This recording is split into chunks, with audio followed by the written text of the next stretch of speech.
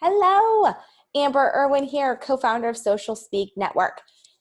We are always talking to you about planning out your content, the importance of having a content calendar, researching your keywords, and it all comes down to consistency.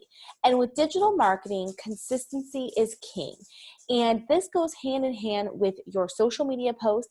If you are trying to grow your social networks and you Google how to increase or how to grow your Instagram followers or your Facebook likes, one of the first things that's going to come up is consistency.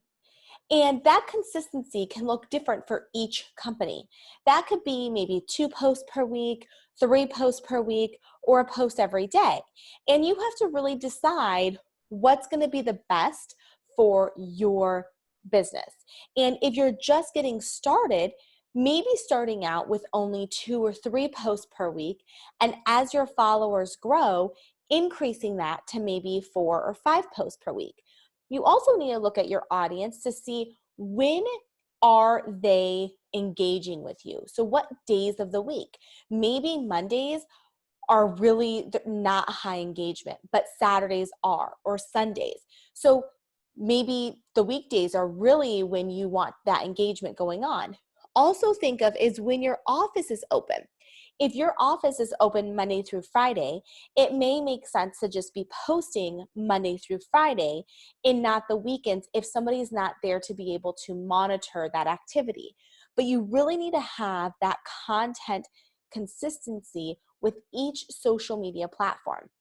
We always tell our clients to make sure that starting with, if you're new to social media or you've had accounts but you haven't really been actively using them, look at the ones where your clients are first. So if your patients or clients are on Facebook and Instagram, start there and then maybe grow into LinkedIn. If you think Twitter would be the right fit, Pinterest.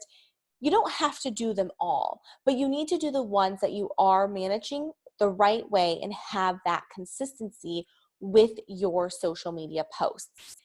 The next piece is blogging. So a few years ago, even a year ago, having those cornerstone blogs were really important. And these cornerstone blogs could be 3,000 to 5,000 words. And not saying that blog content would be great on your website, but we were finding it was harder for our clients and us to put together such a big blog post, and it was taking up a lot more time where we weren't having that consistency with these blogs. And what we as SEOs always changing and growing, and we really do follow Neil Patel and what the foundation he has built. And so one of the strategies he has mentioned is doing smaller blog posts. So what we call microblogs. And this can be, if you're doing an Instagram post and you're writing a long Instagram post already, you can just add to that and create a blog post. And again, that consistency is huge because you've spent all this time, money, and energy on building this amazing website. And if you're not feeding it, Google's not going to see it. So these blog posts add that organic SEO to your website, and each time you are updating that blog post, Google is indexing that content. So really work on what those micro blogs can be about. Maybe you have one overarching content topic that you want to talk about, and then you're going to write 3 or 4 or 5 little blogs that can be 750 words or even 500 words. I mean, they can be short, sweet, to the point. Maybe even thinking of asking a question. What questions are you being asked in your practice, and addressing that one question. If you are looking at, if you go into Google, just to search and look at start typing in that question and seeing what Google suggests, and then write your blog post based on that question because people are clearly searching for that. So the more clear and niche you are on these microblogs, and if you did 1 per week or 2 per month, again, having that schedule that works for you, that you can stick to it, that is key. This also goes into our video marketing. Videos are huge. We have a podcast coming out with a videographer and his crew in LA, and it is really important. And I know you know this because if you listen to us, you know that we've been talking about video marketing. But it's easy to do one video and then say, okay, I'll do another one.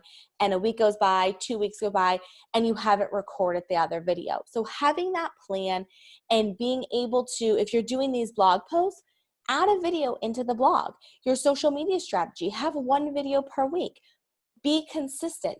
And if it's easier to take 1 hour a month and have a couple different change of outfits and record 6 videos, these videos don't need to be long. They can be a variation of, 1-minute videos to 5-minute videos, maybe up to 10-minute videos, depending on the topic you're talking about, and really just put them all together. So you have them, you're able to put them into your blog post, you're able to use them on social media, put them onto YouTube, and there's that consistency. Start small. Start with 1 per week and work your way up. And then this also goes into all this hard work you're doing on the digital front. You want to make sure that you are having something where you're collecting names and emails. So in your ads, are you providing a freebie for your audience? Are you collecting their name and email, and in return, they're getting a handout that you've put together? Maybe it is 10 easy ways to naturally lose weight. Or if you are a pediatrician, maybe it is 10 healthy snacks or 5 healthy snacks for children under the age of 10. Something along those lines. Think of these conversations that you've had with your patients and with your audience, and what do they need? And put together something that you can market to them. You're providing a value to them, but then you're also being able to collect their name and email, be consistent with that newsletter. So they get a welcome email, and then once a month, they're getting a newsletter email from you. So you're staying top of mind. And in that newsletter, you're putting valuable content. In that newsletter, you can reuse some of the blog posts. You can do a customized video that's introducing you and your staff to them if they're new. So they have an idea. They really feel like they are building this trust factor with you. So they feel comfortable when they're coming in the door. And especially now, with the pandemic going on and still having to take those protocols, video is more important now than ever, because people aren't just coming in.